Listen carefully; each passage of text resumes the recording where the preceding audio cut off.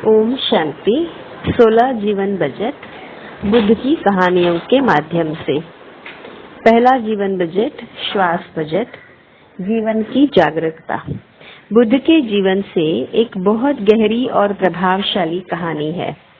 एक दिन एक युवा साधक ने उनसे पूछा, गुरुजी, जीवन में सबसे महत्वपूर्ण क्या है?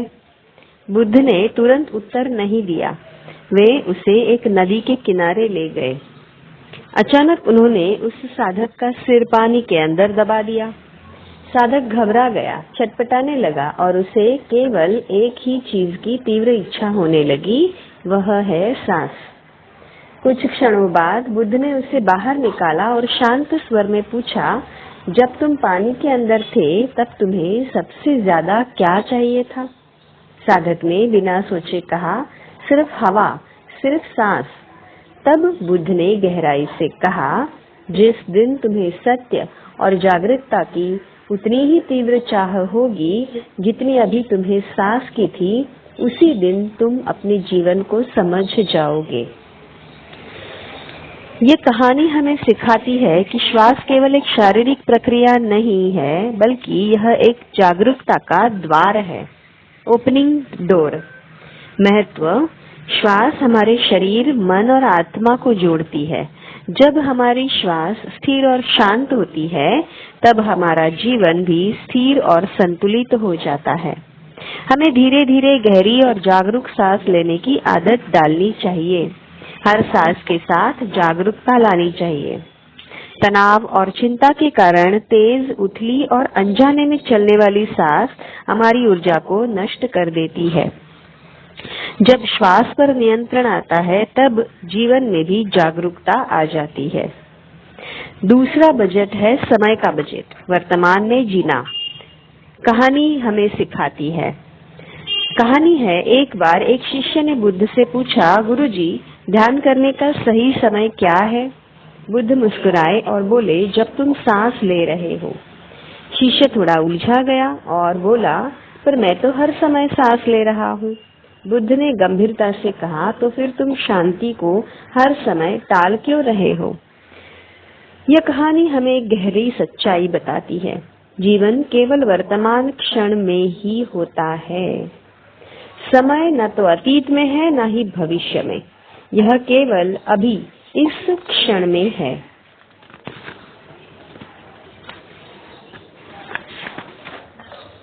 हमें हर कार्य को पूरी जागरूकता और पूरी उपस्थिति के साथ करना चाहिए। जो भी कर रहे हैं उसमें पूरी तरह से जीना सीखना चाहिए। भविष्य की चिंता और अतीत का पछतावा हमारा समय और ऊर्जा को नष्ट कर देता है। वर्तमान का सम्मान करना ही समय का सही उपयोग है। तीसरा बजट है ऊर्जा बजट, आंतरिक शक्ति की रक्षा। एक दिन एक व्यक्ति बुद्ध के पास आया और उन्हें लगातार अपशब्द कहने लगा। वह गुस्से में था और बुद्ध को उकसाने की कोशिश कर रहा था, लेकिन बुद्ध पूरी तरह शांत और स्थिर बैठे रहे। कुछ समय बाद वह व्यक्ति थक गया और उसने पूछा, आप मेरी बातों का जवाब क्यों नहीं दे रहे हैं? बुद्ध ने बहुत ही सरल प्रश्न पूछा, यदि कोई तुम्हें कोई उपहार दे और तुम उसे स्वीकार ना करो, तो वह उपहार किसके पास रहेगा? व्यक्ति ने कहा, देने वाले के पास। तब बुद्ध मुस्कुराए और बोले, मैं तुम्हारे क्रोध का स्वीकार नहीं करता हूँ। ये कहानी हमें सिखाती है कि हमारी आंतरिक स्थिरता ही हमारी असली शक्ति है। हमारी ऊर्जा ही हमारी ताकत, शांति और संतुलन का आधार है। हमें शांति, धैर्य और प्रतिक्रिया देने के बजाय समझदारी से उत्तर देने की क्षमता विकसित करनी चाहिए। गुस्सा, चिड़चिड़ापन और भावनात्मक प्रतिक्रियाएं हमारी ऊर्जा को कमजोर कर देती है। सच्ची शक्ति प्रतिक्रिया में नहीं, बल्कि शांत और स्थिर रहने में है। चौथा बजट है विचार का बजट, भाग्य का निर्माण। एक भिक्षु ने बुद्ध से कहा, गुरुजी, मेरा मन नकारात्मक विचारों से भरा रहता है, मैं इसे नियंत्रित नहीं कर पाता। बुद्ध ने उसे एक गिलास गंदे पानी का दिया और कहा, थोड़ा इंतजार करो। अब कुछ समय बाद मिट्टी नीचे बैठ गई और पानी साफ हो गया। बुद्ध ने कहा, यदि तुम मन को बार बार हिलाना बंद कर दो तो वह स्वयं शांत और स्पष्ट हो जाएगा। यह कहानी हमें विचारों की प्रकृति को बहुत सुंदर तरीके से समझाती है। हमारे विचार ही हमारे व्यक्तित्व, व्यवहार और अंततः हमारे भाग्य को बनाते हैं। हमें शुद्ध, सकारात्मक और शक्तिशाली विचारों को विकसित करना चाहिए और अपने विचारों को शांत होकर देखना सीखना चाहिए। अधिक सोचना, नकारात्मकता और अनावश्यक मानसिक शोर मन को अशांत कर देता है। शांत मन अपने आप स्पष्ट हो जाता है। 5वां बजट, भावना का बजट, स्वीकार करने की शक्ति। एक माँ अपने मृत बच्चे को लेकर बुद्ध के पास आई। वह बहुत रो रही थी और विनती कर रही थी, मेरे बच्चे को जीवित कर दीजिए। बुद्ध ने उससे कहा, तुम मुझे उस घर के सरसों के दाने लेकर आओ जहाँ कभी किसी की मृत्यु न हुई हो। अब वह माँ घर घर गई, लेकिन हर घर में किसी न किसी की मृत्यु हो चुकी थी। धीरे धीरे उसे समझ में आया कि दुख और मृत्यु जीवन का हिस्सा है। वह बुद्ध के पास लौटी, दुख के साथ नहीं बल्कि समझ और स्वीकार के साथ। यह कहानी हमें सिखाती है कि जब हम वास्तविकता को स्वीकार कर लेते हैं तो हमारा दर्द ज्ञान में बदल जाता है। जब हम सच्चाई का विरोध करते हैं तब हमारी भावनाएं भारी और पीड़ादायक हो जाती हैं। हमें स्वीकार, करुणा और भावनात्मक परिपक्वता विकसित करनी चाहिए। अत्यधिक लगाव, इनकार और भावनात्मक निर्भरता दुख को बढ़ा देती है और स्वीकार करने से दर्द ज्ञान में बदल जाता है। 6वां बजट है ध्यान बजट, पूरी उपस्थिति की शक्ति। एक दिन एक शिष्य ने बुद्ध से पूछा, गुरुजी, आपकी शांति और स्थिरता का रहस्य क्या है? बुद्ध ने बहुत सरल उत्तर दिया, जब मैं चलता हूँ तो केवल चलता हूँ, जब मैं खाता हूँ तो केवल खाता हूँ, जब मैं बैठता हूँ तो केवल बैठता हूँ। शिष्य मुस्कुराया और बोला, गुरुजी, यह तो हम भी करते हैं। बुद्ध ने उसकी आंखों में देखते हुए कहा, नहीं, जब तुम चलते हो तो तुम्हारा मन अतीत में, पास्ट में होता है। जब तुम खाते हो तो तुम भविष्य के बारे में सोच रहे होते हो और जब तुम बैठते हो तो तुम्हारा मन हर जगह भटक रहा होता है, सिवाय उस जगह के कि जहाँ तुम हो। अब शिष्य चुप हो गया, उसे अपनी गलती समझ आ गई। यह कहानी हमें सिखाती है कि शरीर एक जगह होता है लेकिन मन कई जगह भटकता रहता है। ध्यान ही जीवन की गुणवत्ता तय करता है। यदि ध्यान नहीं है तो कोई भी अनुभव पूर्ण नहीं होता है। हमें एक समय में एक ही काम पूरी जागरूकता के साथ करना चाहिए। जो कर रहे हैं उसमें पूरी तरह उपस्थित रहना चाहिए। ध्यान भटकाना, मल्टीटास्किंग करना, हर समय मन का इधर उधर दौड़ाना, जहाँ ध्यान जाता है वहीं जीवन चलता है। 7वां बजट, शब्द का बजट, वाणी की शक्ति। एक दिन एक व्यक्ति बुद्ध के पास दौड़ता हुआ आया और बोला, गुरुजी, मुझे आपके एक शिष्य के बारे में कुछ बताना है। बुद्ध ने उसे रोका और कहा, जो तुम कहना चाहते हो पहले उसे 3 प्रश्नों से गुजारो। व्यक्ति थोड़ा चौंका। बुद्ध ने पूछा, क्या यह सत्य है? वह बोला, मुझे पूरी तरह नहीं पता। क्या यह अच्छा है? वह बोला, नहीं। क्या यह उपयोगी है? वह बोला, नहीं। अब बुद्ध मुस्कुराए और बोले, तो फिर इसे कहने की कोई आवश्यकता नहीं है। यह कहानी हमें सिखाती है कि हर बात बोलना जरूरी नहीं होता। हमारे शब्द रिश्तों को भी बनाते हैं और बिगाड़ते भी हैं। हमें सत्य, मधुर और उपयोगी वाणी बोलनी चाहिए। चुगली, आलोचना, कटु शब्द और अनावश्यक बातें हमें नहीं करनी चाहिए। कम बोलो लेकिन सही और सोच समझकर बोलो। 8वां बजट, डिजिटल बजट, मन पर नियंत्रण। बुद्ध ने एक बार कहा था कि मन एक बंदर की तरह है जो कभी एक जगह टिकता नहीं, हर समय कूदता रहता है। आज के समय में यह बंदर और भी ज्यादा बेचैन हो गया है। मोबाइल, सोशल मीडिया, नोटिफिकेशन और लगातार बदलती जानकारी के कारण एक शिष्य ने पूछा, मेरा मन इतना अशांत क्यों रहता है?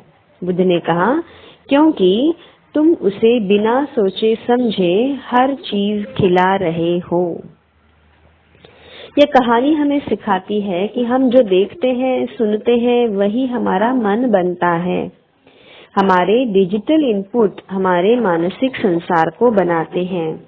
हमें हमेशा सकारात्मक, ज्ञानवर्धक और शांत करने वाली चीजें देखनी चाहिए। मोबाइल का सीमित, लिमिटेड और समझदारी से उपयोग करना चाहिए। लगातार मोबाइल चलाना, बेकार चीजें देखना, समय और ध्यान बर्बाद करना, इससे हमारी मन की शक्ति खो देते हैं। इनपुट पर नियंत्रण माना मन पर नियंत्रण। नवा बजट है धन बजट, सच्ची संपत्ति का रहस्य। एक अमीर व्यक्ति बुद्ध के पास आया और बोला, मेरे पास धन, सुविधा और सफलता सब कुछ है, फिर भी मैं अंदर से खाली महसूस करता हूँ। बुद्ध ने शांत स्वर में कहा, तुमने अपने घर को भर लिया है लेकिन अपने दिल को नहीं। व्यक्ति चौंक गया और बोला, तो मुझे क्या करना चाहिए? बुद्ध ने कहा, अपनी इच्छाओं को कम करो और संतोष को बढ़ाओ। यह कहानी हमें सिखाती है कि समस्या धन की कमी नहीं, संतोष की कमी है। पैसा जरूरी है लेकिन यह शांति नहीं दे सकता। संतोष, कृतज्ञता और धन का सही उपयोग करें। लोभ, तुलना और अधिक पाने की लालसा ना करें। असली अमीरी संतोष में है। 10वां बजट है संसाधन बजट, हर चीज की कदर। एक दिन एक युवा भिक्षु ने भोजन का कुछ हिस्सा यूं ही फेंक दिया। बुद्ध ने उसे बुलाया और कहा, यह केवल भोजन नहीं है, यह किसी की मेहनत, किसी का समय और प्रकृति का आशीर्वाद है। भिक्षु को अपनी गलती का एहसास हुआ। यह कहानी हमें सिखाती है कि जो हमारे पास है उसकी कदर करनी चाहिए। हर संसाधन जीवन को चलाने का आधार है। हमें हर चीज का सम्मान और सही उपयोग करना चाहिए।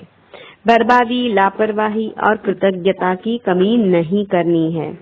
जो छोटी चीजों की कदर करता है उसे बड़ी चीजें अपने आप मिलती है।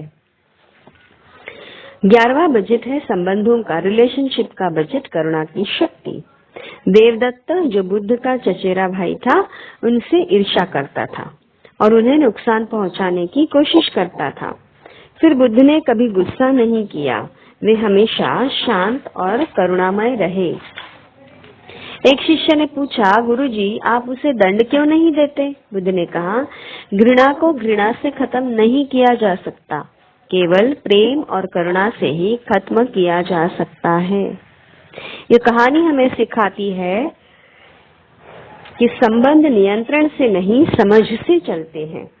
महत्व, रिश्ते जीवन की सबसे बड़ी संपत्ति है। माफी, धैर्य, समझ और करुणा को हमें अपनाना है। अहंकार, गुस्सा, बदला और शिकायत को छोड़ना है। करुणा ही सबसे बड़ी ताकत है, कमजोरी नहीं। 12वां बजट स्वास्थ्य बजट, संतुलन का मार्ग। ज्ञान प्राप्ति से पहले बुद्ध ने बहुत कठोर तपस्या की।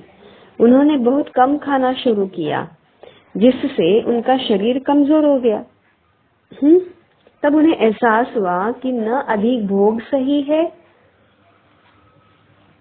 और न अत्यधिक त्याग।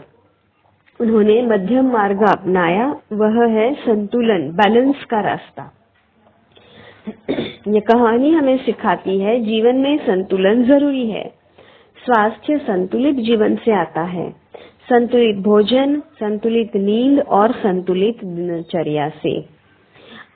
इसके उलट अत्यधिक खाना, सोना या अत्यधिक नियंत्रण, यह गलत है। संतुलन ही सच्चा स्वास्थ्य है। अब 13वां बजट, इच्छा बजट, चाहतों से मुक्ति। एक शिष्य ने बुद्ध से पूछा, मैं हमेशा बेचैन क्यों रहता हूँ? बुद्ध ने कहा, क्योंकि तुम्हारी इच्छाएं कभी खत्म नहीं होती है। उन्होंने आगे कहा, इच्छा आग की तरह है, जितना इसे बढ़ाओगे उतना ही यह बढ़ेगी। यह कहानी हमें सिखाती है इच्छाएं ही बेचैनी का कारण है। इच्छाएं जितनी बढ़ेंगी उतनी शांति घटेगी।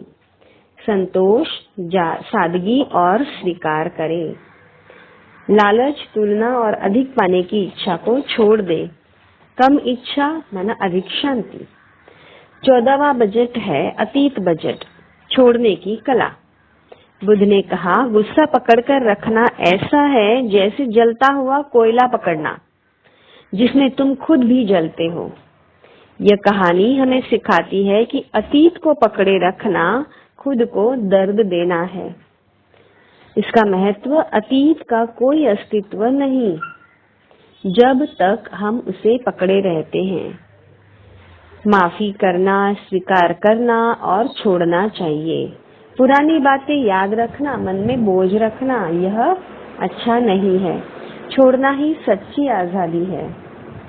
15वां बजट मौन बजट, अंदर की शक्ति। कई बार जब शिष्य बुद्ध से गहरे प्रश्न पूछते थे तब बुद्ध मौन में रहते थे। शिष्य पहले भ्रमित हो जाते थे लेकिन बाद में समझते थे कि मौन ही उत्तर था, क्योंकि सच्चाई को शब्दों में नहीं अनुभव में जाना जाता है। मौन हमें अपने भीतर से जोड़ता है। जमा ध्यान, शांति और आत्मनिरीक्षण में है। शोर, अधिक बोलना, मन का शोर, यह सब हमारी आंतरिक शक्ति को घटाता है। मौन खाली नहीं होता, यह उत्तरों से भरा हुआ होता है। 16वां बजट है आध्यात्मिक बजट, भीतर की यात्रा। ज्ञान प्राप्ति के समय बुद्ध ने बाहर ढूंढना बंद किया। उन्होंने अपने भीतर जाना शुरू किया। गहरी साधना और जागरूकता के माध्यम से उन्होंने अपने वास्तविक स्वरूप को पहचाना। उन्हें समझ आया कि जो वे बाहर खोज रहे थे वह सब उनके अंदर ही था। आध्यात्मिक जागरूकता जीवन की सर्वोच्च अवस्था है। जमा आत्मचिंतन, ध्यान और आत्मज्ञान से होता है, बल्कि अहंकार, अज्ञान और केवल शरीर की पहचान से व्यर्थ ही होता है। सच्ची यात्रा बाहरी नहीं, भीतर की है। अंतिम प्रभावशाली समापन स्टेज के लिए बुद्ध ने दुनिया को नहीं बदला, उन्होंने अपने अंदर को बदला। आपकी जिंदगी खराब नहीं है, आपके बजट मैनेज नहीं है। इन 16 बजट को संभालो, आप अपनी किस्मत खुद बना लोगे। अच्छा, ओम शांति।